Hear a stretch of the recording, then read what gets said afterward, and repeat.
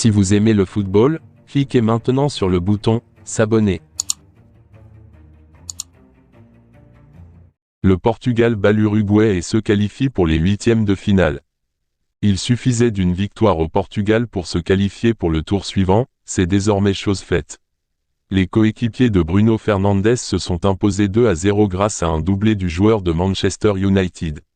Ils rejoignent les Français et les Brésiliens, deux seuls autres pays d'or et déjà qualifiés. Après la France et le Brésil, le Portugal est la troisième équipe à gagner ces deux matchs et à se qualifier pour les huitièmes de finale avant même la dernière journée de la phase de groupe.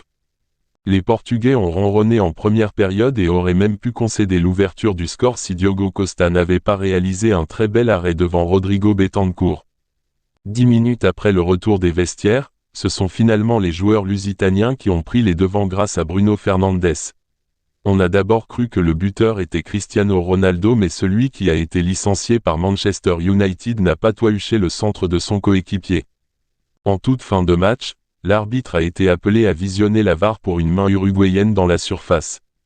Cristiano Ronaldo sorti, Bruno Fernandes s'est chargé de convertir le pénalty en prenant le gardien uruguayen à contre-pied.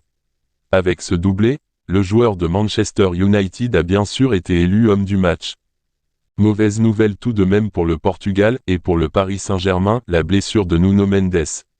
Le joueur du PSG avait manqué le premier match face au Ghana en raison d'une fatigue musculaire. À 5 minutes de la mi-temps, il s'est allongé avant de sortir, en larmes, et de céder sa place à Rafael Guerreiro. Le Portugal jouera son troisième match de la phase de poule contre la Corée du Sud dans 4 jours.